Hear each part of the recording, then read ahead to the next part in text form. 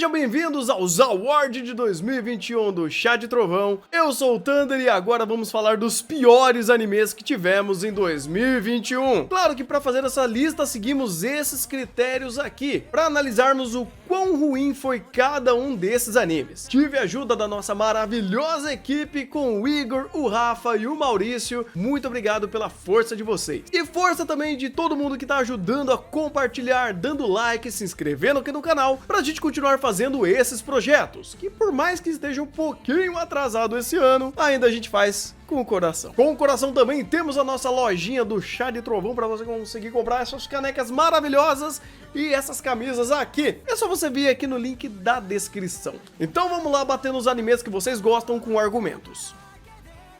E abrimos a lista com uma comédia romântica vagabunda. Tadouga Kobo? Pois é, começamos com Uzumaki. Sueharu é rejeitado por sua crush, Shirokusa, que tem um namorado, que na verdade não tem. Aí a melhor amiga dele, a Kuroha, que gosta dele, decide se unir a Sueharu, pra fingir ser a namorada dele e enganar a sua crush, que também tinha um namorado que era bait, esquisito. Misture todos os clichês de comédia romântica, aplique meia tonelada de diálogos horrorosos, de personagens irritantes, uma pitadinha produção cagada e pronto, temos aqui um anime ruim padrão. Mas o que mais se destaca em Uzumaki são duas coisas. Primeiro, a falta de conversa de todo mundo do elenco. Chega a um ponto onde literalmente qualquer personagem conversando com outro aleatório resolveria problemas da série, mas eles preferem ser só inconvenientes um com os outros e com o espectador também. É o clássico, se conversarem não tinha anime. Mas o pior de tudo é justamente a produção da série. Vejam, a Tadouga Kobo no mesmo ano fez Senpai ga Uzai e Selector Project, e os dois tinham ótimos valores de produção.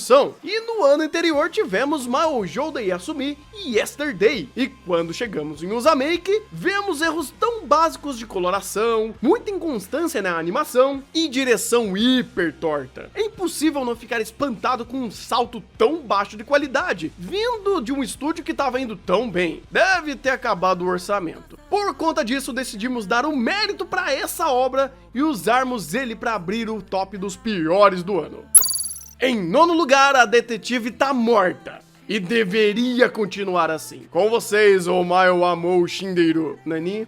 Isso daí. Aqui acompanhamos Kimihiko, o parceiro da lendária detetive Siesta, um ano depois da morte dela. Se tem como definir Tantei em uma frase, seria: não promete nada, entrega menos. Tipo videogames. Ô, Rafa, qualquer arco ou aleatoriedade criada como recurso de roteiro são automaticamente descartados por uma narrativa desnecessariamente maçante. Os diálogos da série são porcos, tentando ir para um lado mais abstrato e excêntrico, tipo Monogatari, mas sem qualquer estética ou personalidade, sendo só irritante mesmo. E mesmo sendo um anime de detetives, podem esquecer que os mistérios são ou óbvios demais, ou tirados da bunda, sendo resolvidos de maneira super broxante. Mas sendo bem mais confusos e não tão cansados como o próprio mundo. E a produção, quem tentou enganar todo mundo com um sacugão na primeira cena do primeiro episódio, de 20 minutos de anime, pra depois já lotar de problemas de fotografia, de animação bugada, logo no episódio seguinte, com direito a fusquinha tirado do Google Imagens. No final do dia, Tantei wa Mou não conseguiu entregar nada, seja uma boa animação, personagens interessantes, um roteiro bem amarrado, ou sequer um mistério engajante. Nem a waifu é memorável, eles erraram até na waifu. E ela nem necessariamente tá morta, é uma propaganda enganosa do anime, então podem esquecer que esse anime existiu.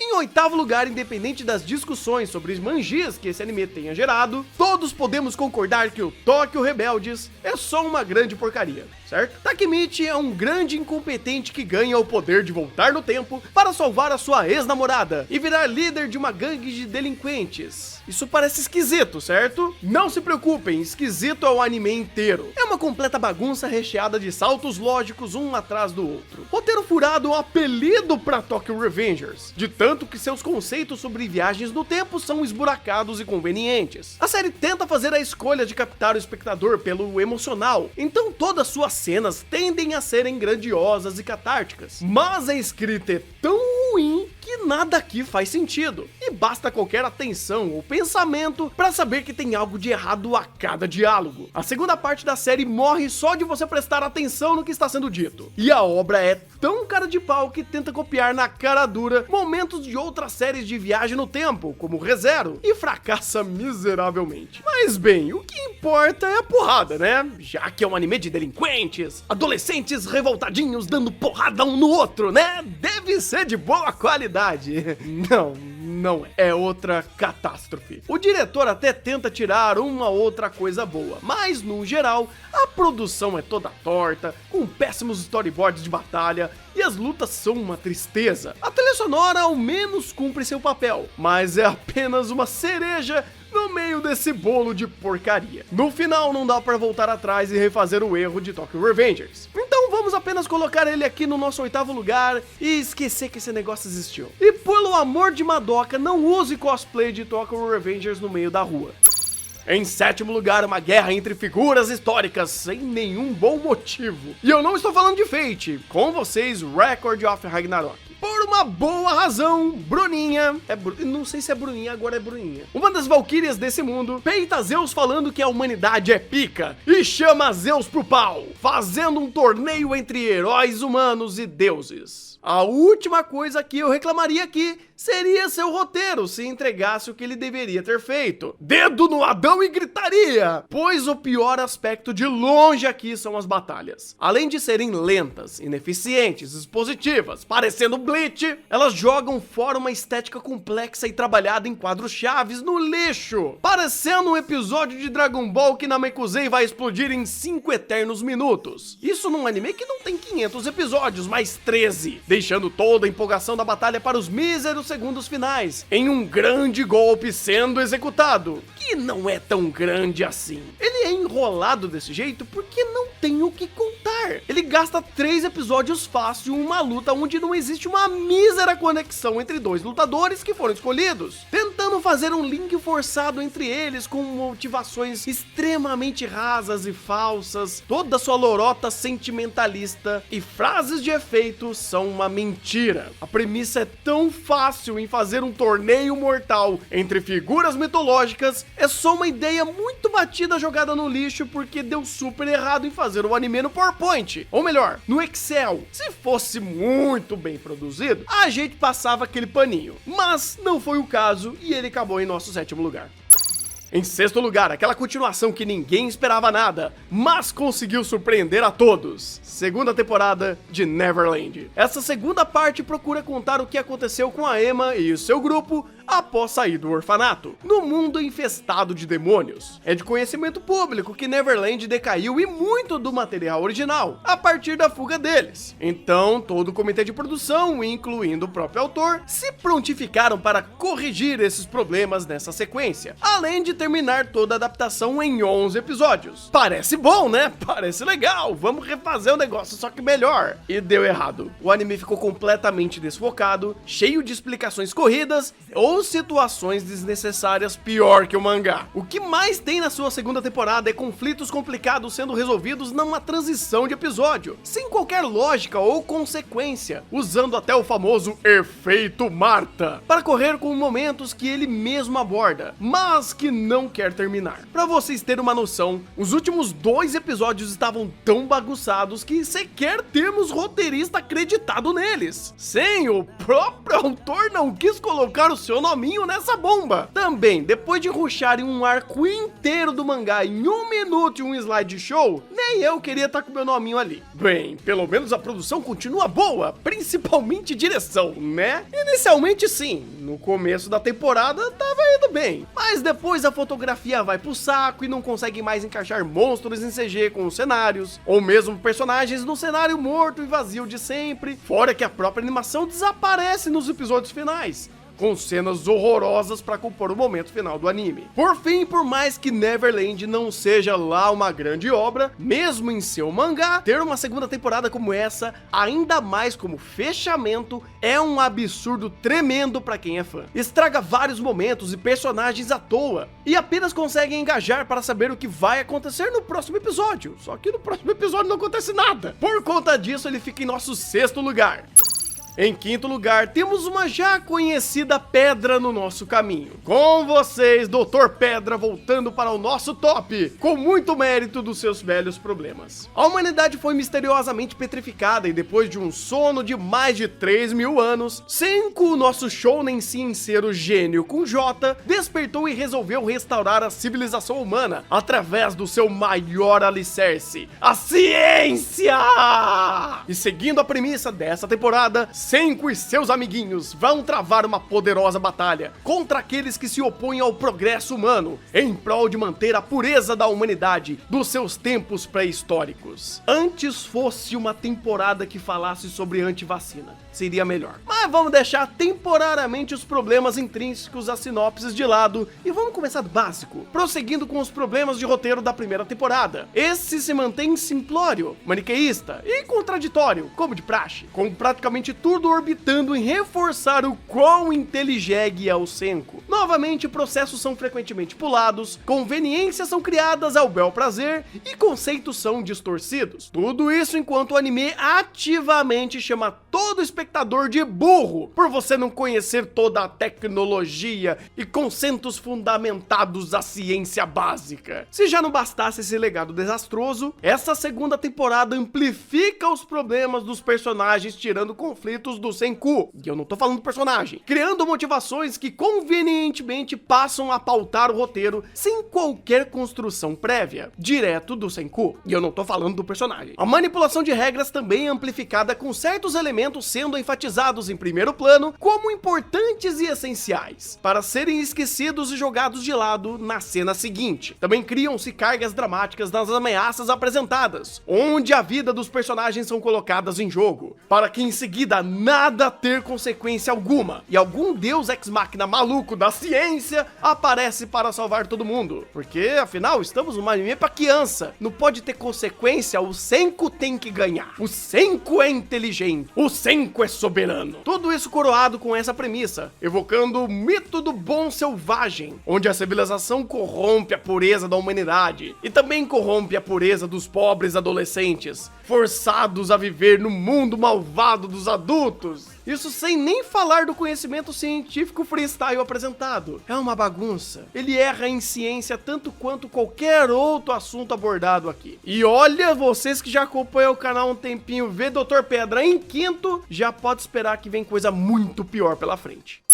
Em quarto lugar, nosso querido Moririn retorna, com teorias da conspiração tão grandes que faz Dr. Pedra parecer inteligente. Tá bom, eu acho que isso daí já é demais, né? Com vocês, a segunda temporada de Yukoku no Moriarty. Desde a sua primeira temporada, a gente macetava ele já dizendo que o anime era vergonhoso, cheio de críticas baratas, roteiro preguiçoso e personagens horríveis. E tudo isso se aplica aqui, mas com um aumento estratosférico de estupidez. Chegamos em um nível onde foi dito que a Revolução Francesa foi um experimento social inglês. E isso tem uma função narrativa pra, sei lá, Moririn não se preocupa em explicar nada. O lance dele é apenas matar nobre babaca. Ao mesmo tempo onde James Bond para uma metralhadora com um chute de uma moeda parecendo um Super 11. Falando em James Bond, os personagens conseguiram ficar pior. Sherlock, apesar de ser o maior foco, é completamente reativo e pouco relevante para o andar da série. O próprio James Bond, que é patético em literalmente tudo que ele quer falar, tudo que ele representa, e até piadinha sem graça super machista pelo fato da James Bond ser uma mulher. Além de tudo isso, a narrativa foi hiper acelerada para caber em mais ou menos 10 volumes de conteúdo. Então, além das explicações já serem um lixo e uma vergonha alheia que só, elas são descompassadas e confusas. Tudo isso acompanhado de uma produção bem competente, o que acaba piorando ainda mais a coisa por aqui. Já que a produção é tão boa, eles constroem bem as cenas, e somos obrigados a levar a sério as cenas vergonhosas, que torna a experiência de Moririn ainda mais cansativa e frustrante, porque se tem o Moriarty falando groselha, colocando um monte de temáticas e pautas conversadas com a bunda, desconversando ou mentindo sobre eventos históricos, a direção diz que eles estão certo. Então, já que esse roteiro ridículo tá certo, a gente também tá certo em colocar ele em quarto lugar aqui. E chegando no pódio com a sua medalha de bronze, temos Mushoku Tensei. Aqui acompanhamos a história do Rudinho, um adulto hikikomori que morre e reencarna como um bebê em um mundo de fantasia. Assim vamos acompanhar a história de crescimento desse pequeno shounen, superando seus traumas de vida passado, enfrentando os perigos e desafios de um vasto mundo desconhecido, ou algo do tipo. Talvez um dos melhores adjetivos para começar a explicar por que Mushoku chegou em nosso pódio é porque ele é mentiroso. Sim, mentiroso. Mushoku vende a ideia de um isekai onde vamos aos poucos acompanhar o desenvolvimento do nosso protagonista, uma pessoa com defeitos e traumas que está se esforçando para aproveitar essa segunda vida em um novo universo vasto e rico de lugares e ambientes e personagens. Tudo isso acompanhado com uma boa produção audiovisual. Tudo isso é fachada, pois basta olhar com um pouquinho mais de atenção para vermos que nada disso é real. O protagonista é desenvolvido com a bunda, ou melhor, com o seu micropênis, onde seus conflitos internos são resolvidos de maneira porca. Vídeo o tratamento de cavalgar com uma waifu para curar depressão, ou são utilizados para mostrar como o mundo foi cruel com o nosso pobre Rudinho, que é só uma criança de 40 anos. O mundo apresentado é bastante raso, consistindo em uma variedade de cenários e ambientes que em quase nada são explorados pela narrativa e sendo apenas cenários de fantasia medieval genéricos, fora a produção que engana por conseguir mostrar detalhamento de cenários em algumas cenas, mas que não são bem aproveitadas e não respeitam o próprio ambiente criado. Mas relaxa, tem produção aqui, tem incríveis Sakugãos. Sakugão de mini waifu se mostrando. Tudo quanto é tipo de criminalidade podem ficar tranquilo que aqui é muito bem animado. Ou se é. Falando nisso, temos a constante relativização de abuso sexual de crianças feita pela obra. As referências em questões sexuais de Mushoku são tão constantes na obra, com o anime constantemente querendo fazer alguma piadoca sobre algum personagem que estava transando ou querendo transar. E todo mundo quer transar, todo mundo quer cruzar nesse mundo. O personagem tá passando perto de um bar e tem gemido. O molequinho de 15 anos tá brincando com a calcinha da empregada enquanto os pais tá fazendo sexo do outro lado da casa. E a mini wife fica fazendo tsunderezis porque é charmoso. Ai, velho, isso me cansa. Sendo que a maioria das vezes essa sexualização envolve crianças ou personagens com aparência infantil. Mundo dos animes, né? A gente vê por aqui. Nesse ponto eu lanço meu segundo adjetivo para descrever essa porcaria, que é criminoso. Afinal, a obra faz questão de reforçar que o nosso protagonista, na verdade, é um adulto de 30 e poucos anos, com as vozes dos pensamentos dele sendo da sua versão adulta, e não uma voz de criança de quando o personagem fala, que ele tem consciência, entre aspas, que suas taras sexuais por crianças é, entre aspas, errado, mas só para o nosso mundo. No mundo de fantasia tá tudo bem, né? Afinal, estamos em um mundo medieval, e nessa época, ser um pedocon não era tão normal, tá tudo bem pra passar pano pra isso, né? E não cria nenhuma consequência séria para os constantes abusos sexuais que o protagonista comete. Melhor ainda, por que não fazer as personagens que foram abusadas se apaixonar pelo protagonista? Porque, no fundo, ele ama elas. Ele jamais cometeria algum crime mais grave do que ser um bom abusador. De fato, nenhum desses problemas de Mushoku é novo na indústria dos animes. Entretanto, a junção de todos esses problemas em uma obra que mente para se tornar mais gostável entre o público otaku não representa apenas um problema pelo esforço de concepções e estereótipos problemáticos, mas também por denegrir o universo dos animes em si. Ao furar a bolha das dezenas de animes da temporada e despontar como um anime da galerinha, Mushoku ganha vários holofotes gerais, como uma obra que representa a mídia dos animes, para um público leigo, que com certeza não vai ajudar a melhorar a visão externa sobre a mídia. Mushoku é só mais um tijolinho que faz parecer anime ser coisa de degenerado. E fiquem tranquilos, pro próximos Awards de 2022, isso não vai mudar. E é hora de falar sobre ele, o pior roteiro dentre todos aqui dos Awards. Apresento a vocês Higurashi no Naku Koroni Sotsu. Essa continuação de Higurashi Go irá encerrar esse novo conteúdo original, passando por todo o anime anterior, mas na perspectiva da Satoko, assassinando cada fragmento. De cara já notamos o primeiro problema. 13 dos 15 episódios do anime são apenas recap de coisas que já sabemos, ou podemos inferir com facilidade. Os 2 primeiros episódios da série até tentar enganar, com elementos agregativos de um outro personagem, além de uma execução mais sóbria do que ele pode fazer como terror. Mas não demora nada para vermos que, no final do dia, tudo isso é apenas redundante e uma enorme perca de tempo. Fora isso, se pudermos resumir Tatei como o promete nada, entrega menos, Higurashi Sotsu é o promete tudo e entrega menos que nada. Caso você acompanhe a série pelas visual novels, sabe que haveria muitos ifs que poderiam ser explorados no anime, e ele tem plena consciência disso, literalmente parando o episódio para dizer: e se tal teoria do fã acontecesse aqui e agora? O que aconteceria? E ele só nos entrega a resposta mais repetitiva, pouco criativa e vazia possível. A própria premissa de repetir arcos é algo que não é do feitio da franquia, e termos respostas tão vagabundas para algo que é pouco explorado, mesmo na obra original, é muito frustrante. Ele muda a perspectiva do mesmo arco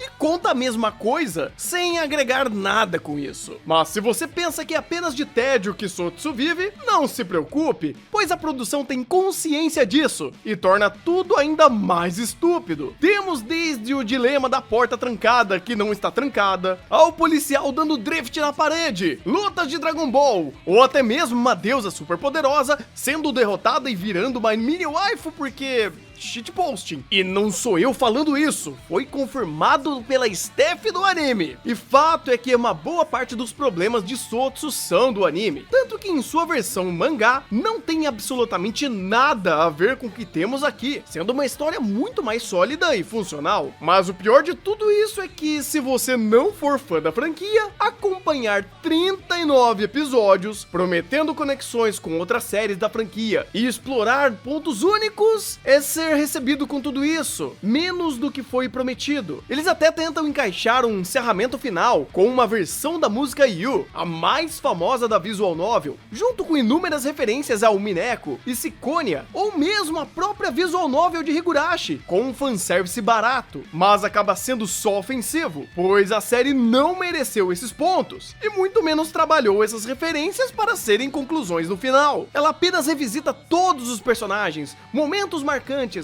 pontos positivos da série e os destroem. Horrível para uma primeira experiência, ofensivo para o fã, Higurashi Sotsu foi algo tão mal planejado e trabalhado que não merece o tempo de ninguém, e merecia fácil o nosso primeiro lugar nos piores do ano. Porém, o mundo dos animes nos reservou outra pérola. Mas relaxa, o pior roteiro desse ano com certeza foi. Para nossos animes especiais, vamos fazer uma coletânea de grandes obras que tem um enorme elemento em comum: sua produção em CG que dá inveja ao Mineirinho Adventure. Com vocês, X-Arms, Cestus e Tesla Note. Dispensando apresentações, o que importa aqui é que estamos tendo uma sequência de animes em CG extremamente duvidosos. Sim, isso não é de hoje, mas em 2021 está de parabéns trazendo esses 3 títulos de peso, em nos mostrar como não deveria ser uma produção de anime em pleno 2021. Eles conseguem competir de igual para igual com pérolas dos animes como Berserk, Dinossauro Rei, Arifureta, os comerciais do Dolinho, conseguindo ter modelos em 3D medonhos, expressões que caem no Vale da Estranheza e se enforcarem para ser um anime meme de baixa qualidade. Claro que depois de 2021, com animes em 3D horríveis, o mundo dos animes aprendeu com os seus erros, né? E nesse primeiro lugar, mostra que o mundo dos animes não aprenderam com os seus erros, pois o primeiro lugar da lista é um anime que não deveria estar aqui, e sim numa lista de rentão bem doentia. Com vocês, Kaifuku. Keiaru é um herói com um poder de cura, que consegue voltar no tempo para se vingar dos seus companheiros de equipe, que o torturaram a vida toda, matando todos os homens e abusando de todas as garotas da party. E se for homem, ele transforma em mulher e abusa do mesmo jeito.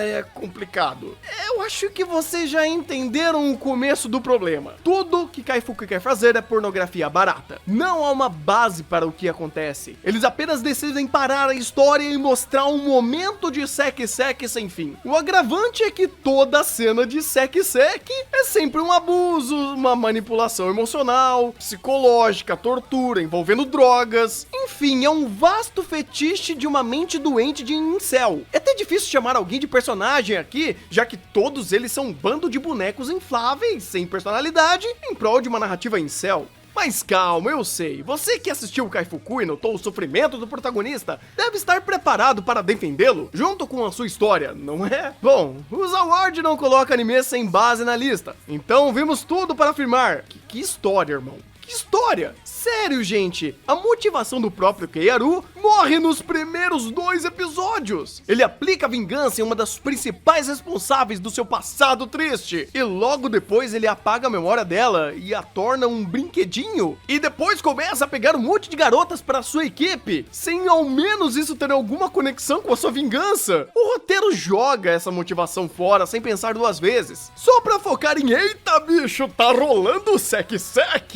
Ele não é apenas um anime muito ruim por tudo que ele fala, mas também ele é mal escrito desde a sua proposta. E sua produção é de um rentão amador. Apesar de que sim, aqui da lista nele nem é o anime com pior produção, mas não salva muito, ainda continua um anime de baixa qualidade. Pra finalizar, ele está aqui em primeiro justamente por representar todo esse tipo de narrativa, que finge querer contar uma história, mas na realidade só se importa em criar estereótipos ofensivos e entregar uma punheta barata pra alguém que gosta de uma obra incel. Eu gostaria muito que esse tipo de anime não ganhasse a luz do dia, ficasse apenas num porão escuro, onde esse tipo de doença não deveria ser um anime serializado. Afinal, isso nem anime é. E infelizmente vim do futuro dizer que Kaifuku trouxe um legado muito complicado pro mundo dos animes. Afinal, a gente vai voltar a conversar disso em 2022, fica tranquilo. Por isso, Kaifuku é o nosso pior anime de 2021, merece ser esquecido, jogado fora e apedrejado por isso. Porque, sinceramente, se você quer apenas ver um rentão, existem outras obras muito melhores do que ele. E então é isso, esse foi o nosso vídeo dos piores animes de 2021. Se você tá gostando desse projeto do Zaward, fica tranquilo que ano que vem o negócio vai ser um pouquinho mais rápido. E se você puder, já deixa seu like, se inscreve no canal, compartilha esse vídeo e segue a gente nas redes sociais. Acompanhe nossas lives de segunda a sábado às 2 horas naquele canal roxo de lives. Eu vou ficando por aqui, um bom anime e até o próximo vídeo.